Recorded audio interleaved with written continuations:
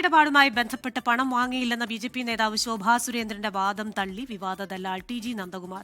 തന്റെ കയ്യിൽ നിന്ന് വാങ്ങിയ 10 ലക്ഷം രൂപ ശോഭാ സുരേന്ദ്രൻ തിരിച്ചു നൽകിയെന്നാണ് ടി.ജി. നന്ദകുമാറിന്റെ പ്രതികരണം. ഹരിമേനോൻ എന്ന അക്കൗണ്ടിൽ നിന്നാണ് പണം എത്തിയത്. CPIM നേതാവ് EP ജയരാജനെ കണ്ടെന്ന് ശോഭാ സുരേന്ദ്രൻ പറഞ്ഞത് പച്ചക്കള്ളമാണെന്നും ടി.ജി. നന്ദകുമാർ പറഞ്ഞു. ശ്രീമതി ശോഭാ സുരേന്ദ്രൻ ഞാനും തമ്മിലൊരു വിവാദം ഉണ്ടായിരുന്നു. 4/1/24 എൻ്റെ കയ്യിൽ നിന്ന് ഭൂമി തരാമെന്ന് പറഞ്ഞൊരു 10 ലക്ഷം രൂപ വാങ്ങിയിരുന്നു.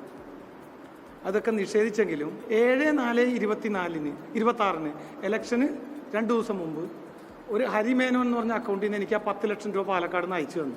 പക്ഷേ ശോഭാ സുരേന്ദ്രൻ്റെ കയ്യിലിരിക്കുന്ന ചെറ്റത്തരമാണ് എനിക്ക് അവരോടുള്ള എതിർപ്പ്. ഒരു ബന്ധവും അവർക്ക് EP ജയരാജനുമായിട്ട് ഉണ്ടായില്ല. അവർ EP ജയരാജനെ കണ്ടെന്നും EP ജയരാജനെ BJP-യിലേക്ക് കൊണ്ടുപോകാൻ ശ്രമിച്ചെന്നും അവർ ആരോപണം പറഞ്ഞിരുന്നു. അത് തികച്ചും തെറ്റാണ്. EP ജയരാജനെ കണ്ടത് ജാവദേക്കർ മാത്രം. ശോഭാ സുരേന്ദ്രൻ വഴി തെറ്റി രാമയിലെത്തി വന്നു മണത്ത്.